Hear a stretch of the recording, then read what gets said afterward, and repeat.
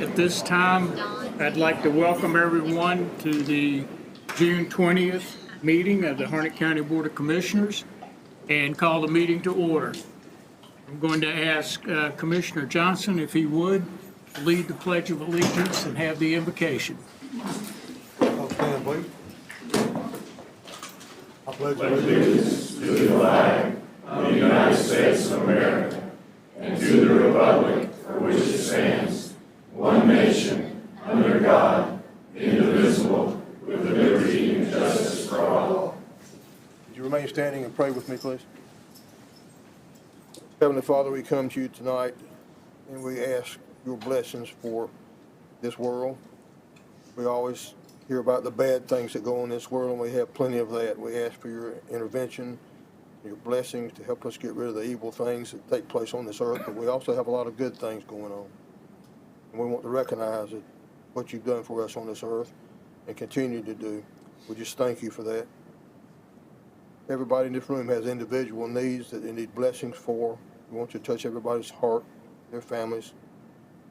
Ask for a special blessing tonight for the Harnett Central High School Lady Trojans varsity softball team. Please touch every one of those people and just bless them deeply. We come to you as a county body tonight. We ask for you to help us make the right decisions for the right reasons. We ask these things in the name of our Lord Jesus Christ. Amen. Amen. Thank you, Commissioner Johnson.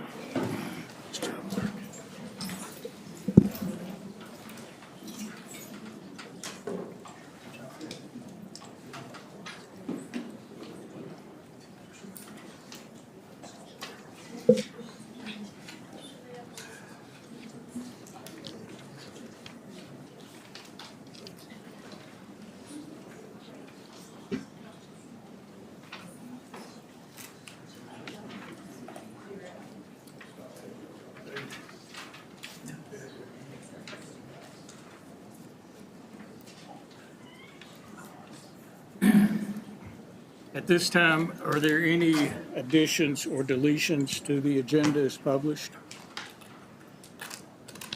Chair, I have two additions. We have two additional budget amendments that need to be approved tonight. One of them is for the detention center, and the other one is a transfer in the general fund as it relates to a setting up of a capital maintenance fund. Any other additions or deletions? If not, I will entertain a motion to approve the agenda with these two additions. Where are we placing those on the agenda, Mr. Chair? We'll put them under, You can do this after the last item on new business. we'll put them under the consent agenda, if that's okay. I would hesitate to put them on the consent agenda, being we've not had a chance to review them. Okay, if that's the case, then we'll put them at item 7 and move the other items down.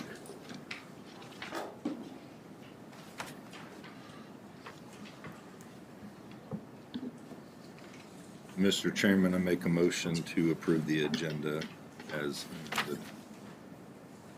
All right, we have a motion to approve. Do I hear a second? Second. Motion and second. Any further discussion? All in favor of approving the agenda with the additions, please say aye. Aye.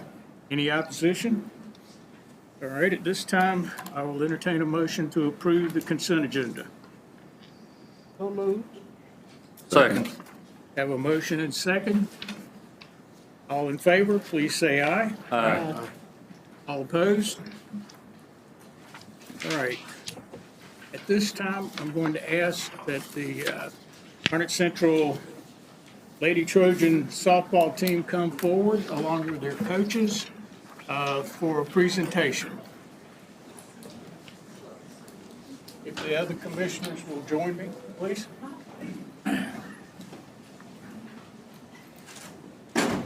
Right from here or up here? Okay, perfect.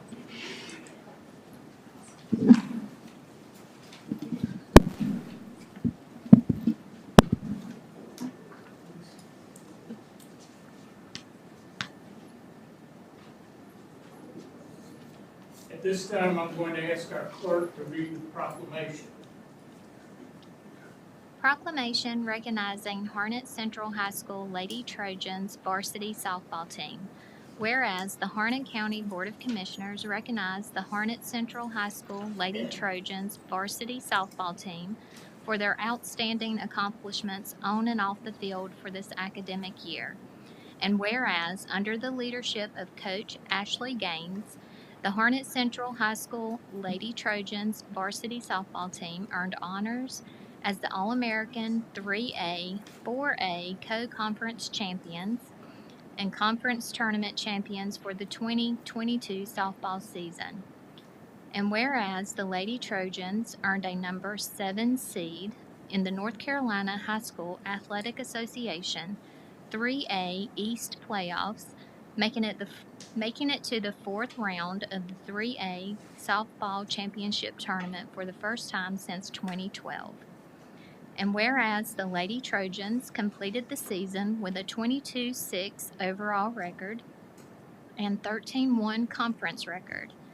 And whereas individual accolades were awarded for outstanding athletic achievement, including All-American Conference 3A, 4A Softball Coach of the Year, awarded to Coach Ashley Gaines, All-American Conference 3A, 4A Softball Player of the Year, awarded to Savannah Bain, All-American Conference 3A, 4A All-Conference Team, awarded to Michaela Goss, Ivana Jones, Lauren Faulkner, and Casey Fulcher. The Daily Record Pitcher of the Year, awarded to Casey Fulcher, and the Daily Record First Team, awarded to Michaela Goss, Ivana Jones, Lauren Faulkner, and Savannah Bain. Whereas all players on the Lady Trojans varsity softball team were recognized for their outstanding academic achievement during the school year by earning a place on the All-American 3A, 4A All-Academic Team. And whereas through hard work, dedication, teamwork, and commitment, the Lady Trojans honor upon themselves Harnett Central High School, the Harnett County School District, and Harnett County. And now, therefore be it proclaimed that the Harnett County Board of Commissioners express its sincere gratitude and respect to the Harnett Central High School Lady Trojans varsity softball team and coaching staff for the team's outstanding achievements and their inspiration to youth across North Carolina through their dedication, teamwork, and athletic prowess. Adopted this 20th day of June, 2022.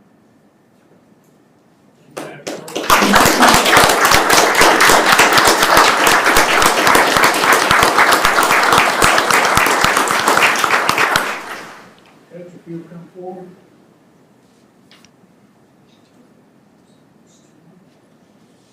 And on behalf of the Board of Commissioners, I'd just like to say to the team, we're proud of you. You did a good job representing Harnett County, and we thank you for all your hard work and effort. Thank you.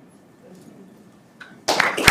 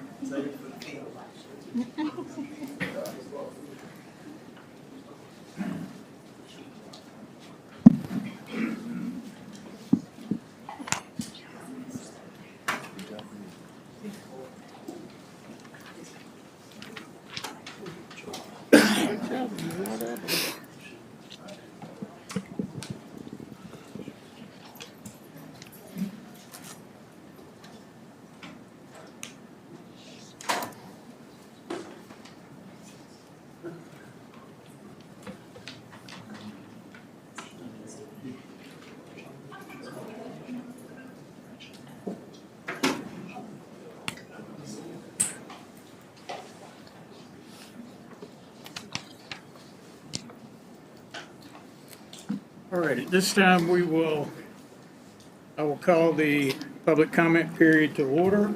There will be a 30-minute period. Each speaker will be given 3 minutes. And the rules concerning the speaking are on the back of your agenda. And I ask you to please refrain from any cursing or vulgar language, attacking individuals. And we'll proceed. The first person is Elizabeth Longman.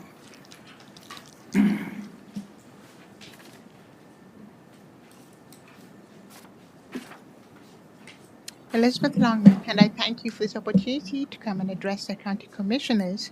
And we just read about an hour ago that the EMS services and one sheriff's person finished the CIT training, which is the crisis intervention training, which is awesome.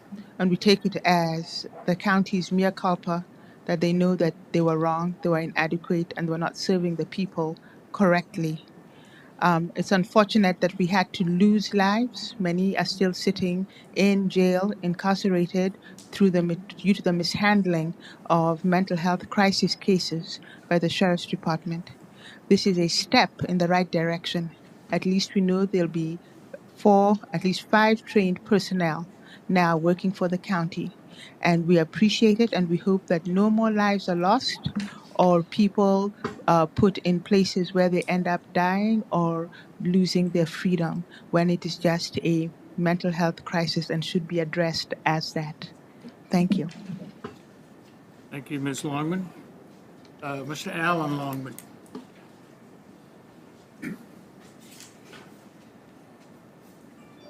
Yes, my name is Alan Longman. I'm at 234 Hamilton Road, Bonneville.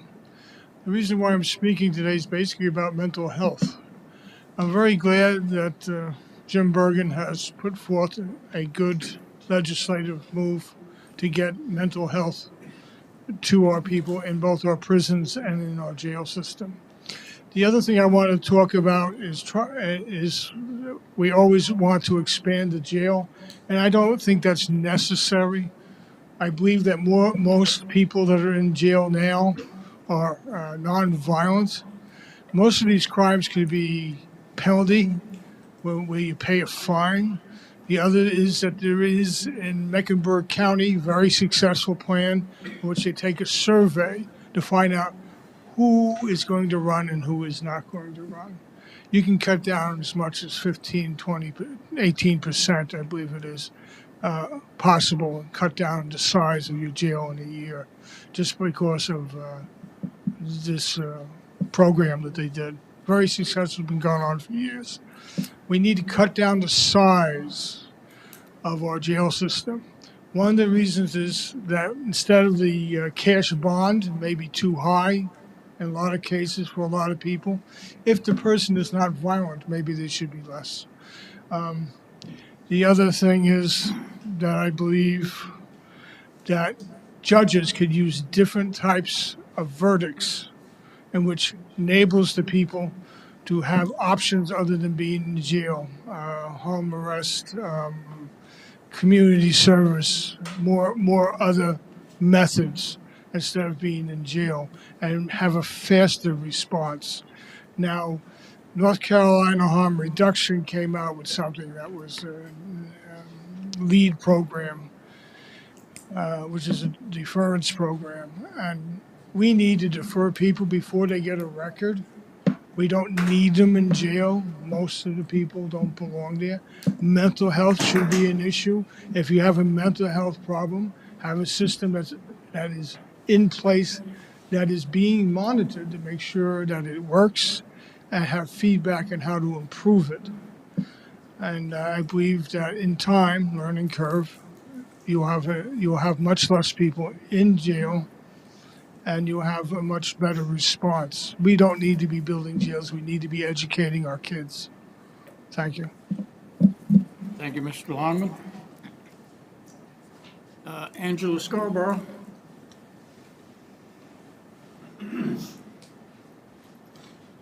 Angela Scarborough, Angier.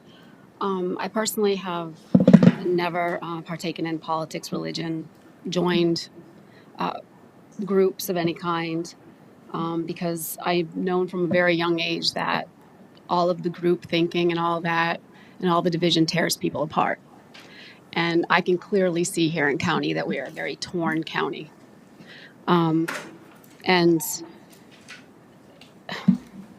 you all know up here that I have a brain injury, so I'm just going to rattle because there's so much on my mind right now. I am a trained counselor, and I'm going to go. Elizabeth was very nice in what she said.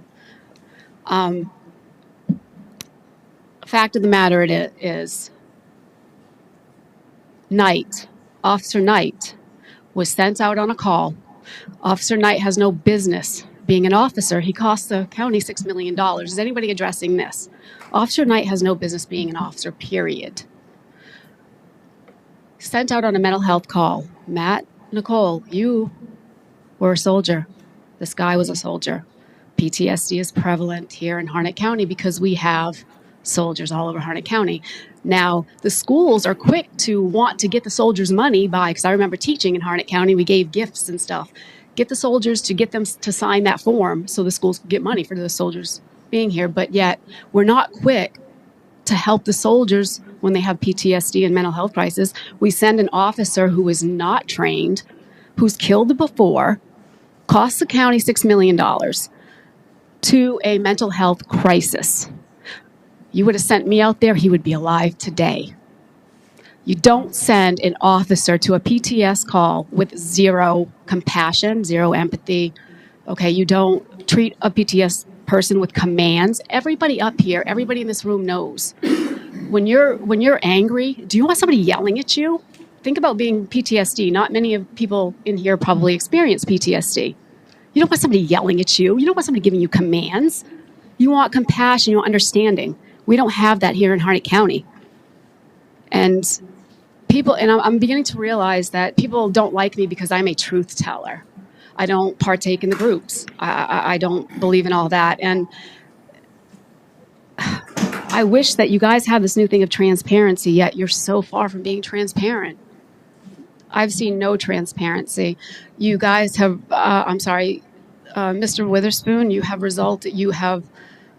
resulted in lashing out, calling me crazy or whatever you said about me when I've been bullied by this county and this is my lashing out, okay? And you guys aren't understanding. You guys pushed it off on everybody else. It's everybody else's problem. Well, guess what?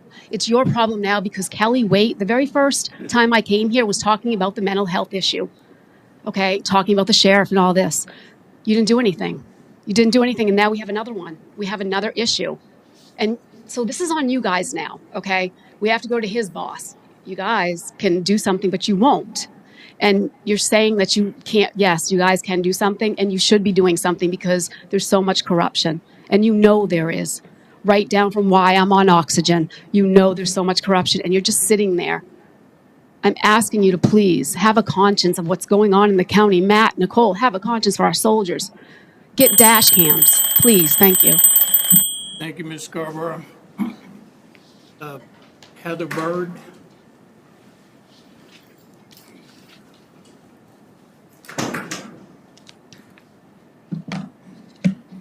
Hi, Heather Bird, 6582 Highway 401 South, Bun Level.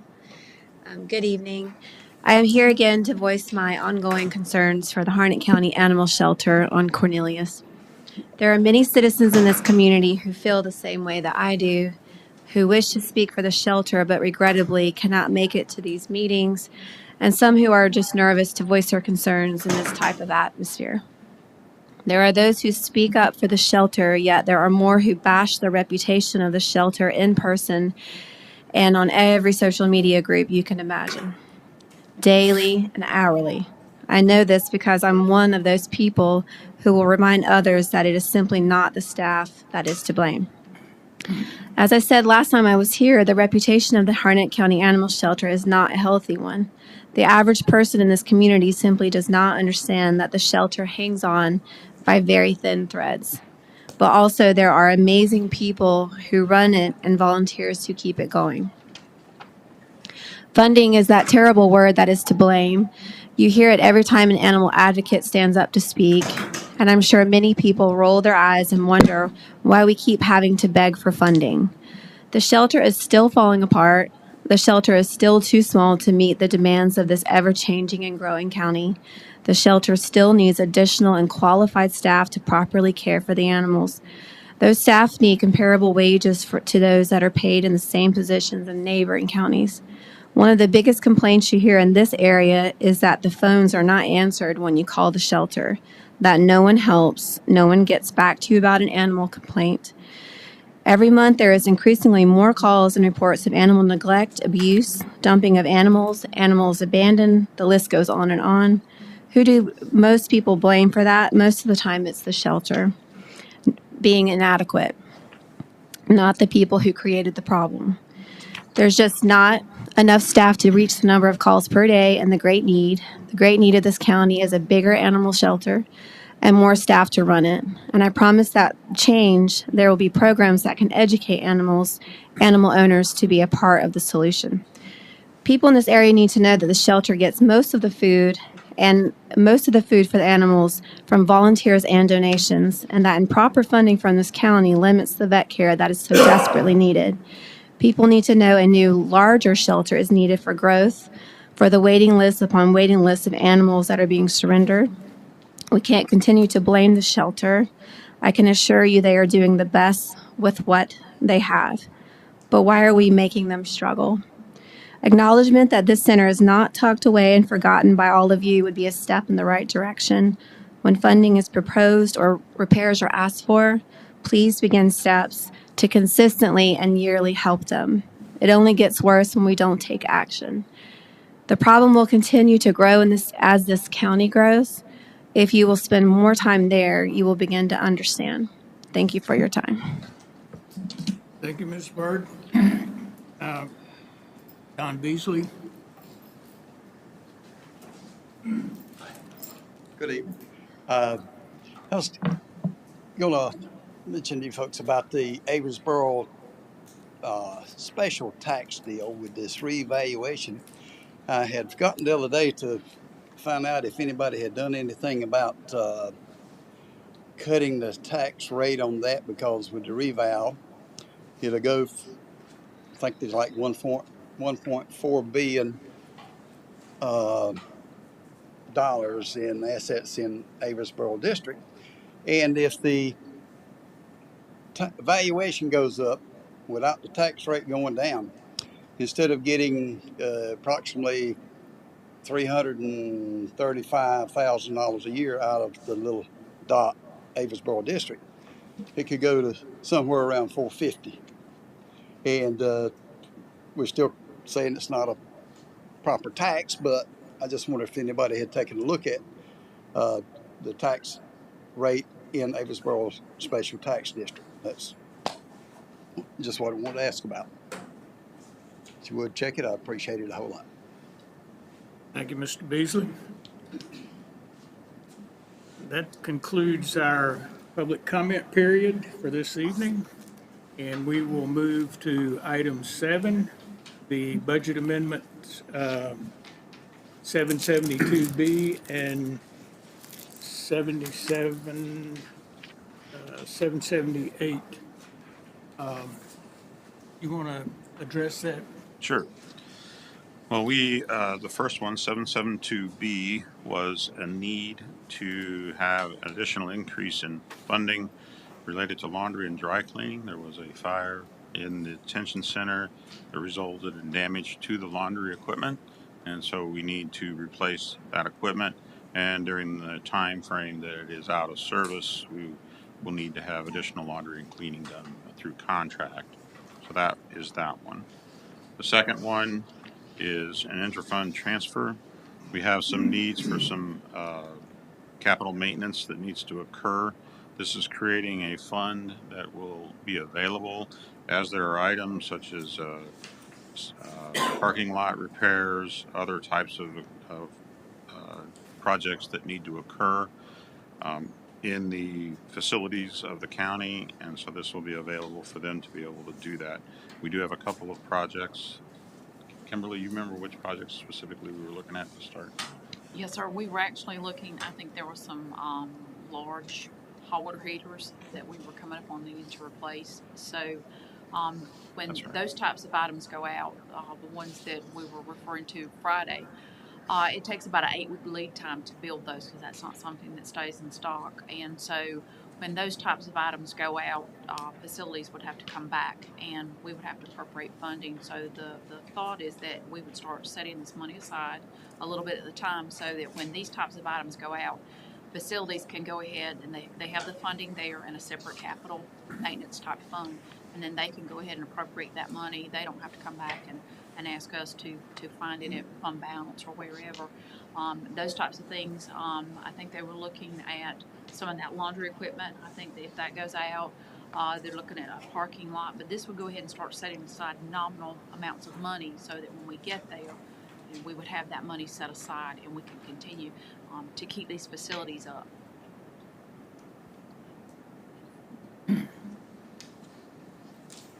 Any questions for Mr. Trout or Ms. Honeycutt?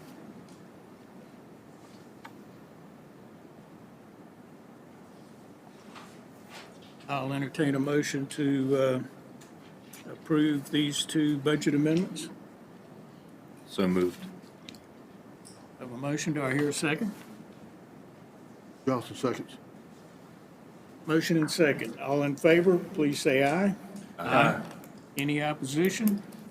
Motion carries unanimously, Madam Clerk. All right. At this time, we will consider the Harnett County Emergency Services Ambulance Ordinance. Who's going to speak to that?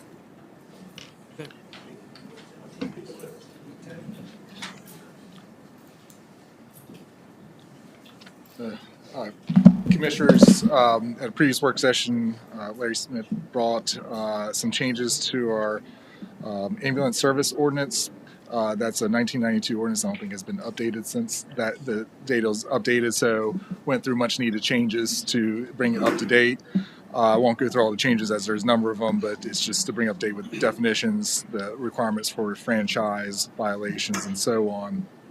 But we're here today in accordance with 153A-250 to hold a public hearing to hear anyone who wants to speak on the proposed changes of this ordinance. And then thereafter, if the board wishes to adopt the changes to the ordinance or make additional changes. But if there's any questions regarding specifics, Larry's here for specifics.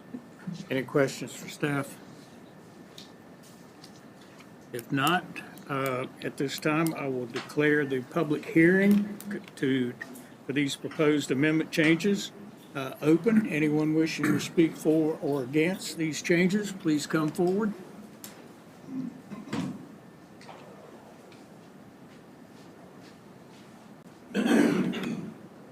Elizabeth Longman, I would love to hear from the emergency services personnel. I think we need to, if we could hear from him, what he had to say about the ordinances would really behoove us because he is the emergency services personnel. Particulars. Please come up to the podium, Mr. Smith. Like we stated in the original meeting we had on it, what we've done with it is we've taken that original ordinance, just updated definitions. We defined the areas that this applies to, both in the municipalities and our unincorporated areas also. And the biggest change to it actually was that we also provided a checklist for anybody who applies for a franchise. And those were the major changes to it. All right, thanks, sir. Anyone else wish to speak during the public hearing? Seeing no one moving, I'm declaring the public hearing closed. Any comments or questions from the board? Entertain a motion to approve these changes. Mr. Chairman, make a motion to approve changes to the Harnett County Emergency Services Ambulance Ordinance. I hear a second.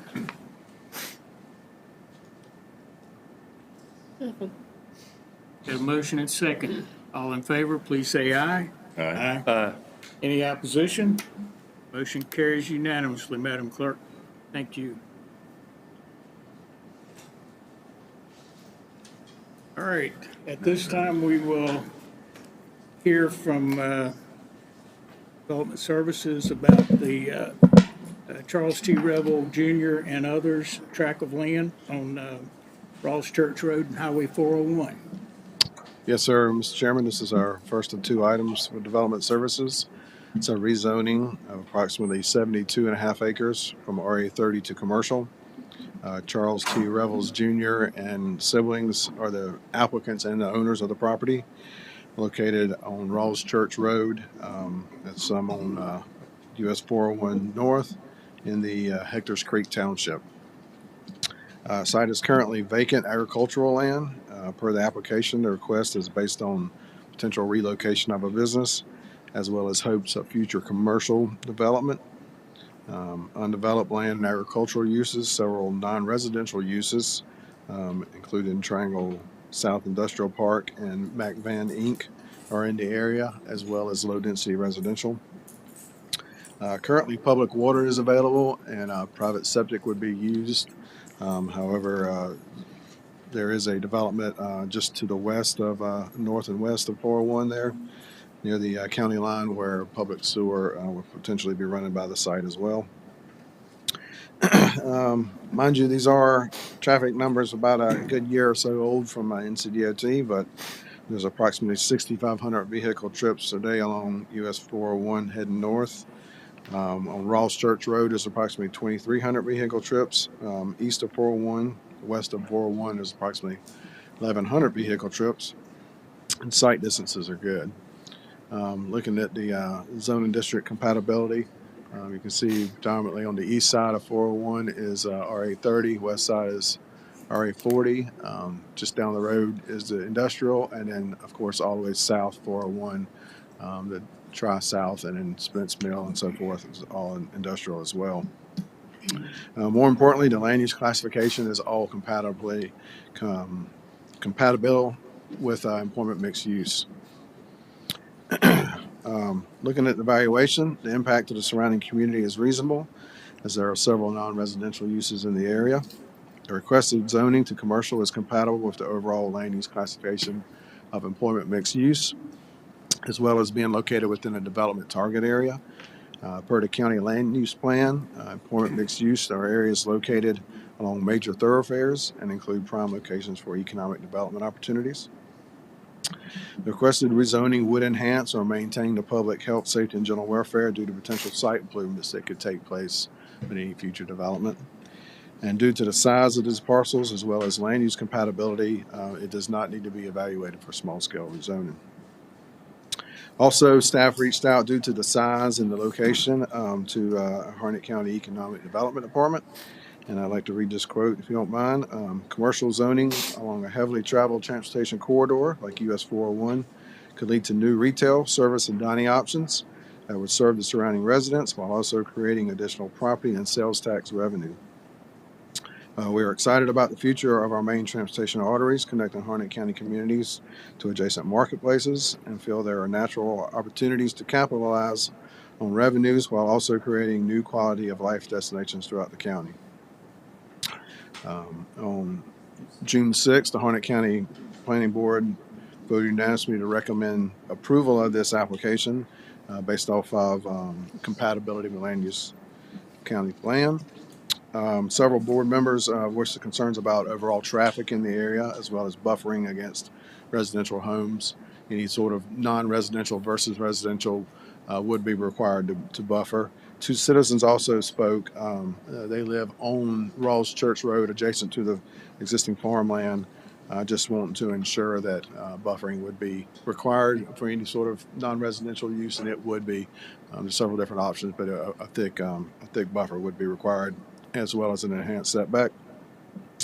And then, so hearing all that, staff's consistency suggested statement as stated in evaluation, the rezoning to commercial would not have an unreasonable impact on the surrounding community based on non-residential growth patterns as well as compatibility with the land use plan. Staff recommends approval. Staff is available for questions, and Mr. Turner Revels and Mr. Kent Revels are here as well, representing the family. Any questions for staff or the applicant? All right, at this time, I will declare a public hearing open. Anyone wishing to speak for or against this proposed rezoning, please come forward.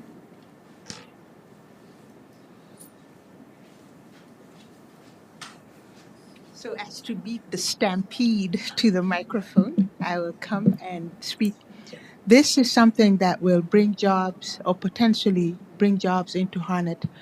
At this moment, about 60% of the citizens of Harnett County have to go earn their living in other counties and then come home to Harnett.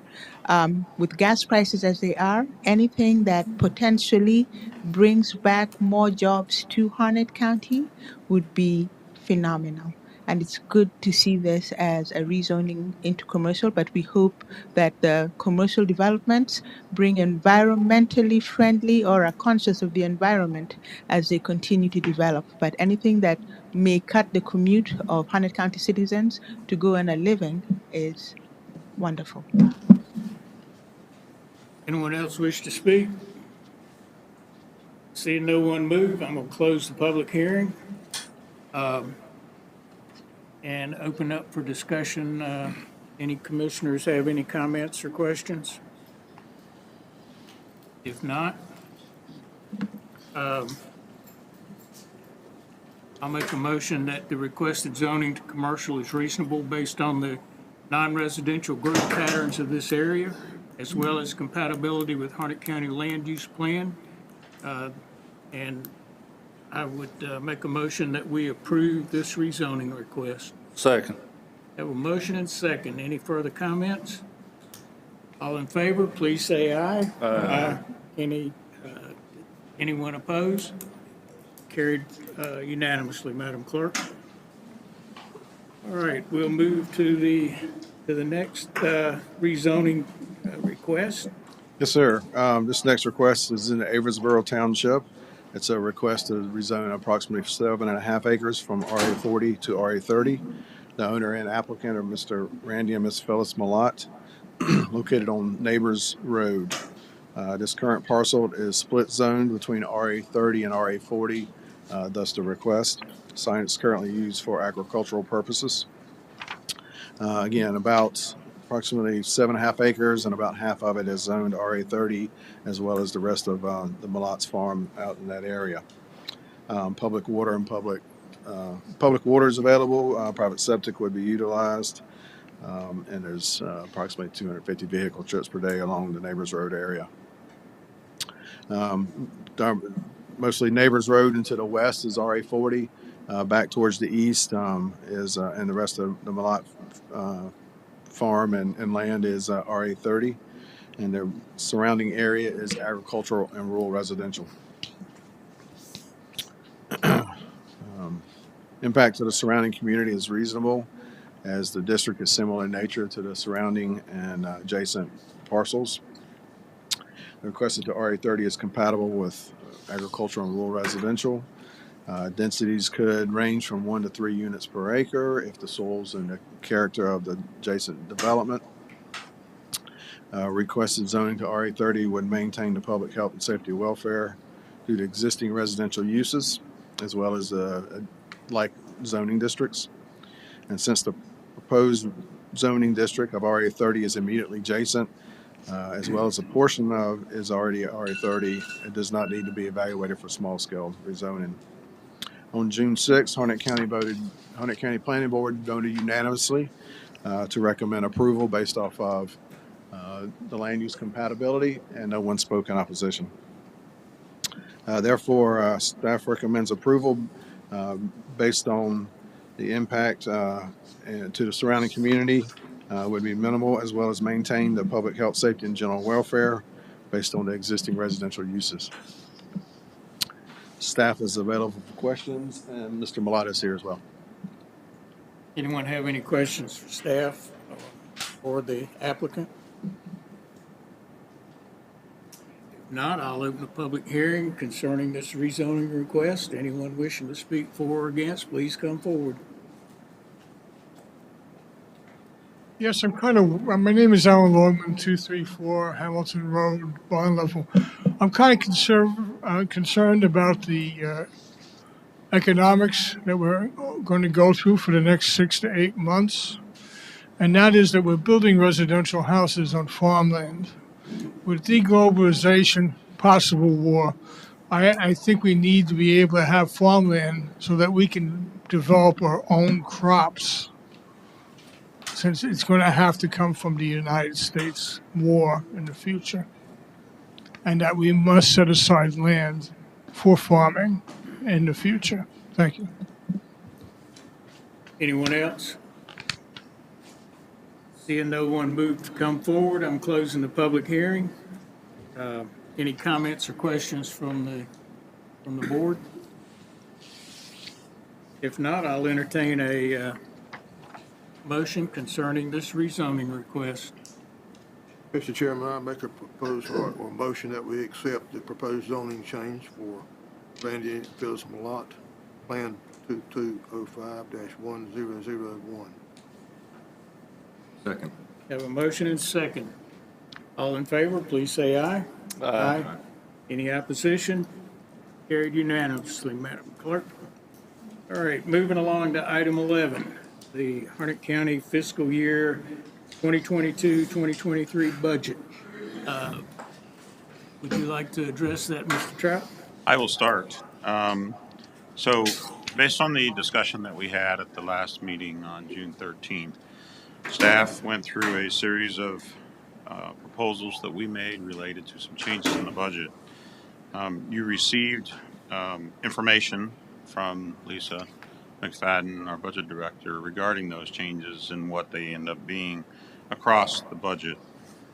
That's itemized in the adoption of the budget ordinance agenda abstract. It itemizes each particular item. Each of those changes are noted as we move forward, so that they're noted as you approve the budget, so it's clear as to what changes were made from the original recommended budget. I did send you an email related to a couple of changes that were made after the meeting, after discussions with Boone Trail Fire Department and also with Black River Andrew Fire Department, related to a 1 cent increase in their property tax levy rate for the Boone Trail Department, and a 0.5 cent increase for the Andrew Black River. That was after an analysis of some of their additional the expenses that they're expecting in the coming year, as they looked at the revenues they would expect from that increase, that we needed to make an adjustment to that, a slight adjustment, in order to make sure they could balance their budgets. So those were the changes that were made. Feel very confident that we've provided I think a solid budget that looks forward. It keeps our levy rate at a very reasonable level, only being 3 cents above revenue neutral, lowering our tax levy rate 15.9 cent per hundred to the 59.1. And I think that we're in a good shape as we go into next year.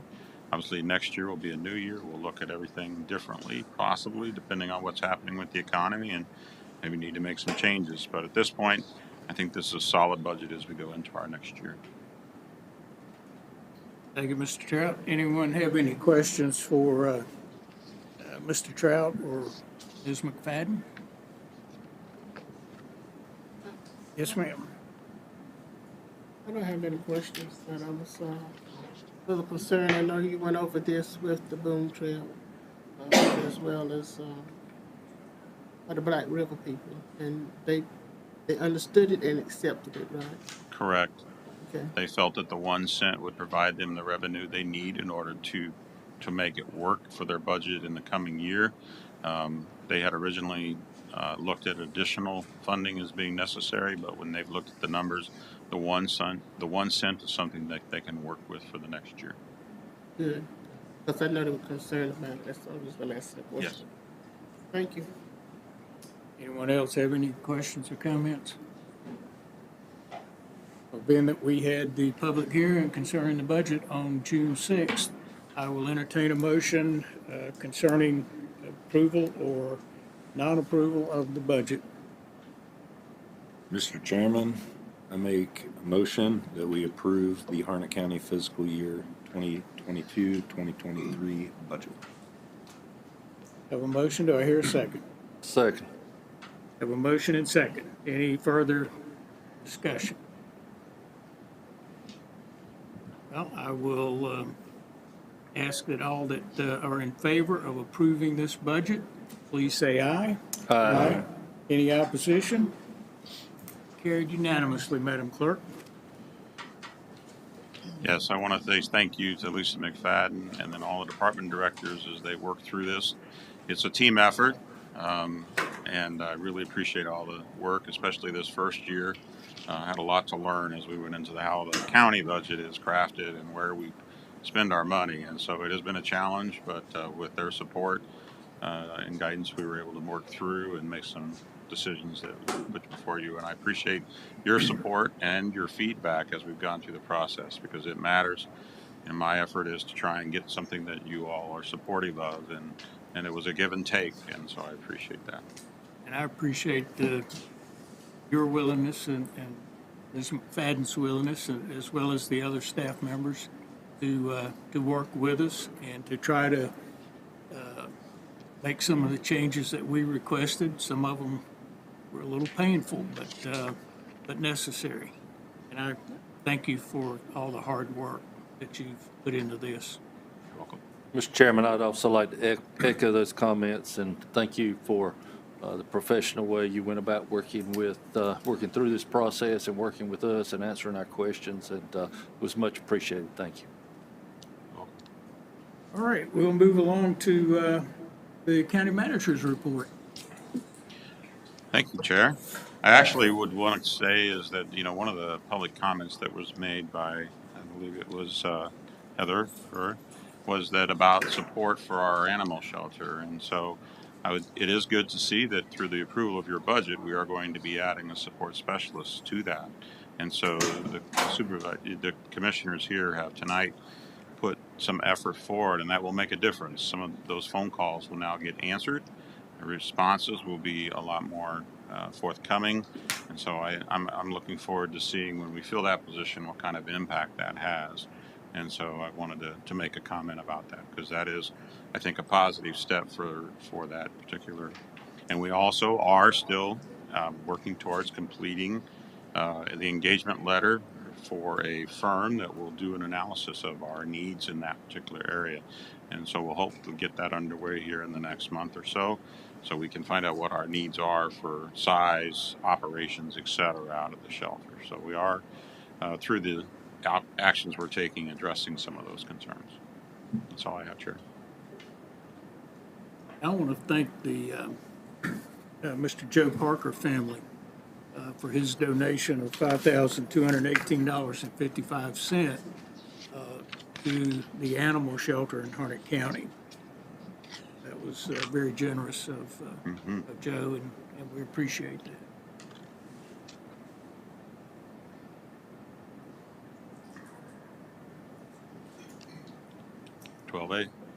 So on 12A, I'll ask Gary McNeil to come forward from the Sheriff's Office to discuss 12A and 12B. Good evening. The A is we request to be able to donate one of our canines named Rambo to another agency.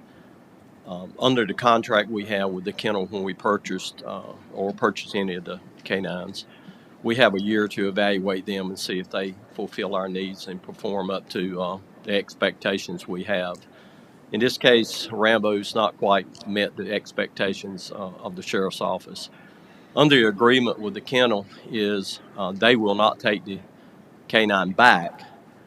They will allow us to donate to another Sheriff's Office or police department, and then they will provide us with another canine at no cost. So that's part of this, is allow us to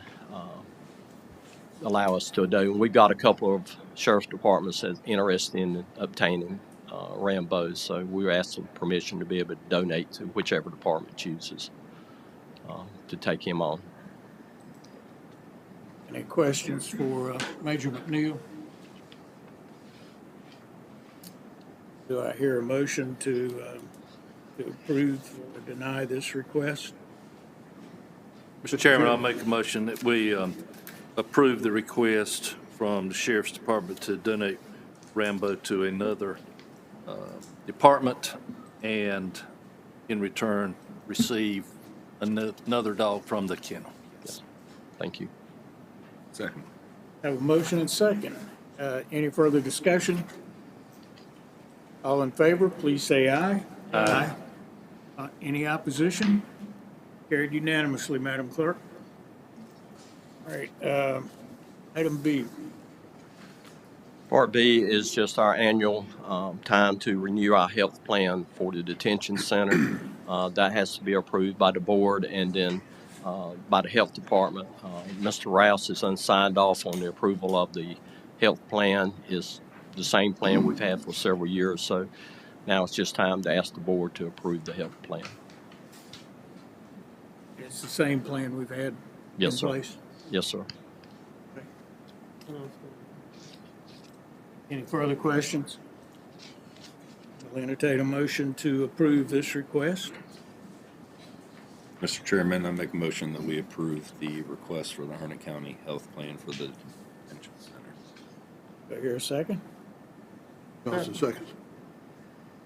Got a motion and a second. All in favor, please say aye. Aye.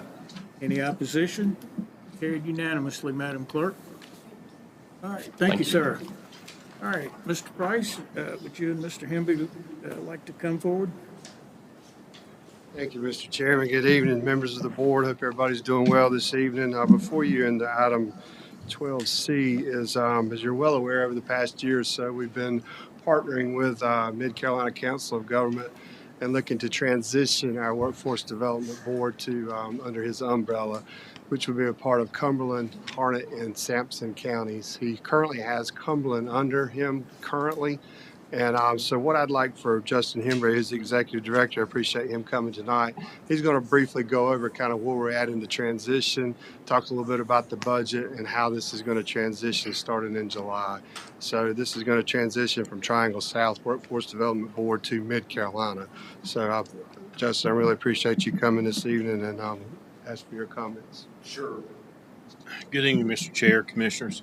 Real quick, where we're at in this process is, as most of y'all are aware, and if you're not, I know Chair Witherspoon is, this transition actually officially happens on July 1. So the clock's ticking, and we're trying to get a lot of administrative items checked off the list and taken care of.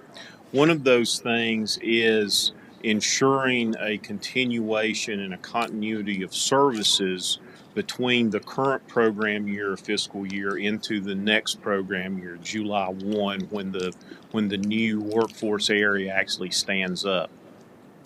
We realized going into this that there's probably going to be, after July 1, about a 6-month period of transition where all the administrative items will need to be checked off. Some of those are fairly significant, getting a new workforce board in place, putting a request for proposal out for service providers to bid on providing services, a new local area plan to be developed. Some of them can seem kind of minute, but they're just as important. One of those, in terms of ensuring continuity of services and service providers, was making sure that the contracts that are currently in place now with Triangle South Workforce Development Board continue under our umbrella for Harnett and Sampson counties. And that's what the letter that was included in your packet is up on the screen is about. What we would be doing through this is Triangle South board during their last meeting took action to assign all their contracts for Harnett and Sampson County to Mid-Carolina Regional Council. And that provision was allowed for when they entered into those contracts with the various contractors. So we now hold those contracts. So what that would mean is that your contract that you had with Triangle South would, through this process, be a contract directly with Mid-Carolina. The other thing that we're doing is, and these were estimates, and we tried to note it in this letter. These are numbers based on preliminary estimates of what some of the funds will be for the contract for Harnett County for 6 months. So what we would be doing is entering into a contract or extending the contract for 6 months until January 1. So this is a half a year's funding, and this is based on not off the upcoming program year's allocation, but last year's allocation. It's based on carryover money. So when you see this, and I know when Charlotte looked at this, and when Coley first got it, they were like, whoa, this is not nearly enough money to provide the services that we've been providing.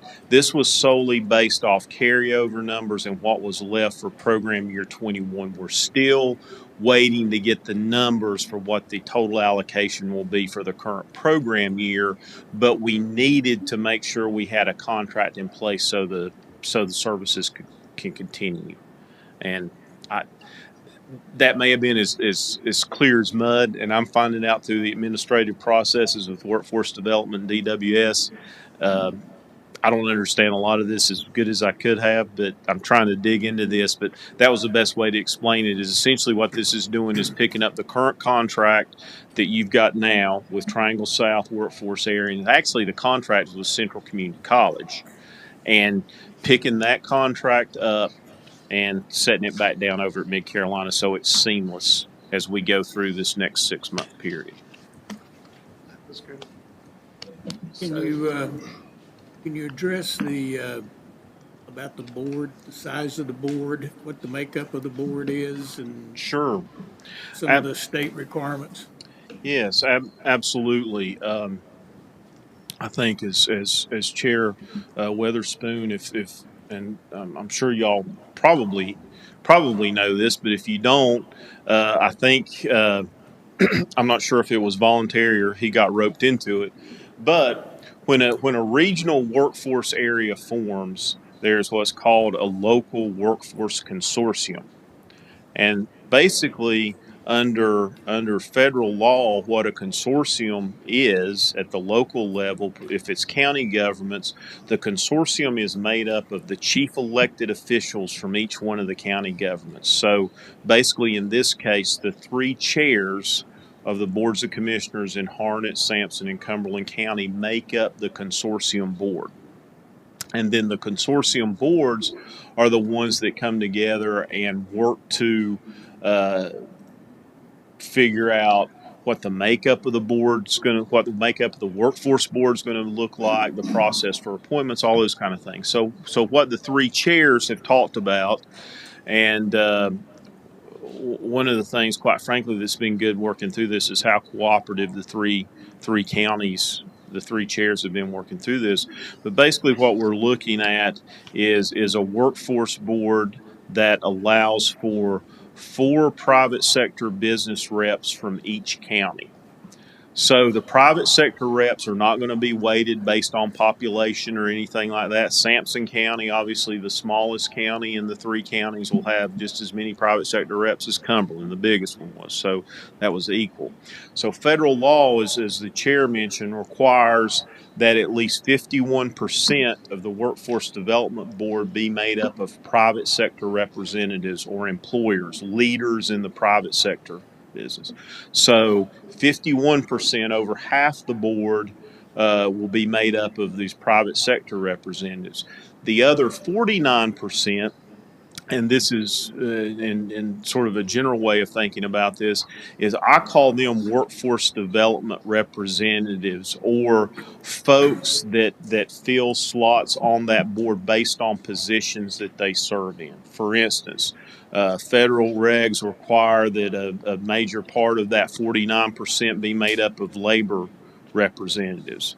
Well, we have a different case in North Carolina because we're a right to work state and there's not a whole lot of labor unions. So they've allowed us to employee associations, retired state employees association, I'm trying to remember the name of it, the teachers, state teachers association. There's different associations like that. There's spots for economic developers, community colleges, K-12 schools, continue those things. So just in a nutshell, that's kind of the process we're going through now is working to get that board established. I'll go ahead and give you just kind of the next steps here. We're looking at this in 3, 6, and 12-month processes. Kind of the next step, what our hope is to have that workforce development board. Chair Witherspoon and I discussed this, was having that workforce development board in place by at the latest mid-August or sometime in that time frame. What we're hoping to do, and we've not sent this out yet, but what we're hoping to do is hold a regional workforce development summit. And I'm going to get the dates to Brent and Coley and see if actually we can hold it here, where we'll get elected officials, private business leaders, and other stakeholders from the educational systems and other folks in the 3 counties together to focus on workforce. And that will be the first time that the board actually would hold a formal meeting too, as kind of a kickoff for this thing. So keep your antenna up for that as we move forward here. And again, we appreciate your patience with us as we work through kind of this administrative process. We're the guinea pig with the state with this. We're the first area to go through this. They're going to be going through this a lot more in the coming years, but we're kind of the first ones at this point. So, Any questions for about the workforce development? Yes, ma'am. I have a question. I mean, when you say that Charlotte was pushing the amount of money yes, ma'am. for the next 6 months, and when you explained to her why it came up to that amount and all, so, I'm sorry. Yes, ma'am, we did. In fact, I met with Coley and Charlotte, and our staff we met with her this afternoon. So she understands now where those numbers were coming from and why it appeared to be such a drastic reduction from the amount that was before. So I think we're good there now that we know. Yeah, no, he's correct about that. We just met for about an hour, and good question, because it is a lot of money coming in to help as far as job placement, on the job training, things like that. So I think with the transition of what he's looking at, he's going to bleed this in, is kind of what I'm trying to explain here as far as the process. So over the next 3 to 6 months, you're going to see that transition, and more monies will come as far as to Harnett County to make that happen.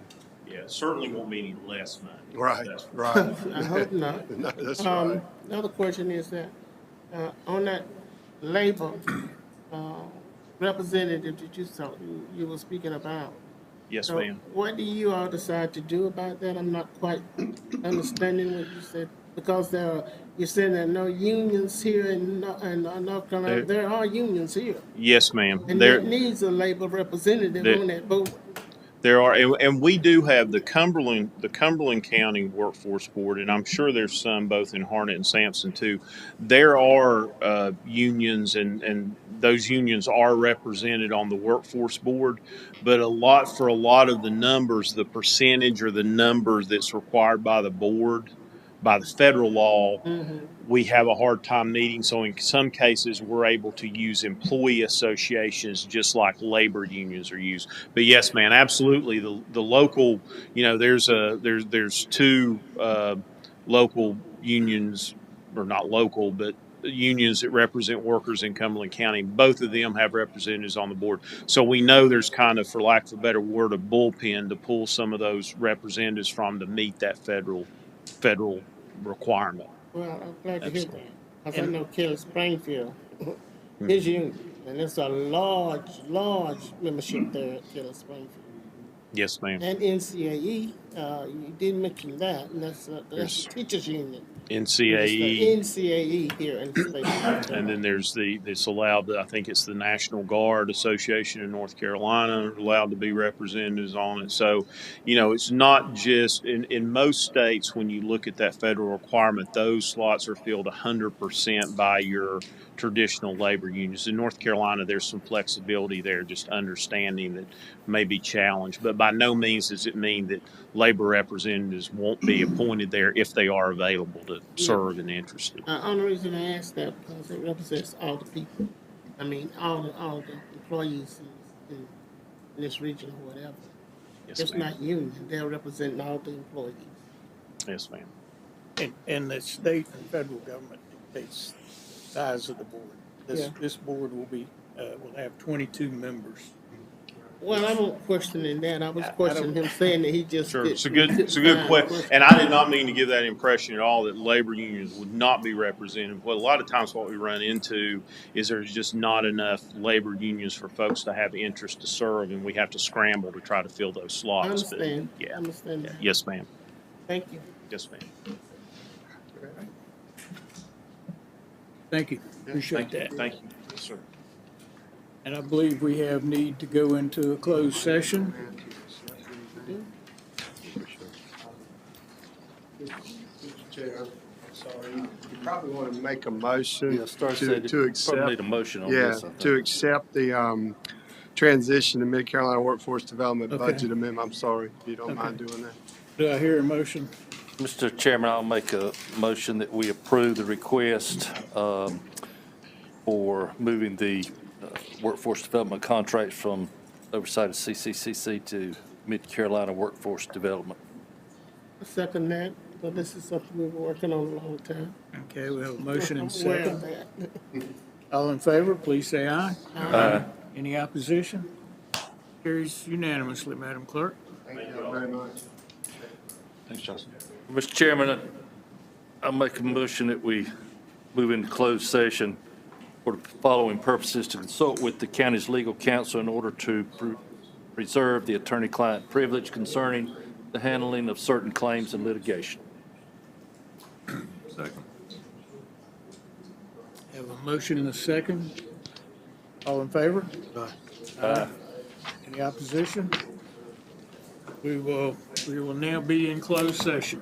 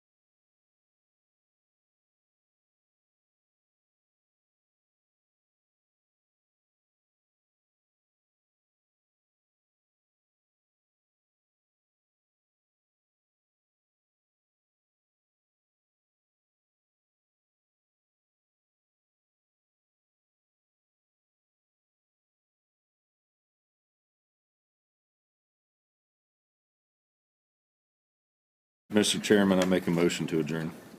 Second. Have a motion and a second. All in favor, please say aye. Aye. Any opposition? We are adjourned. I hear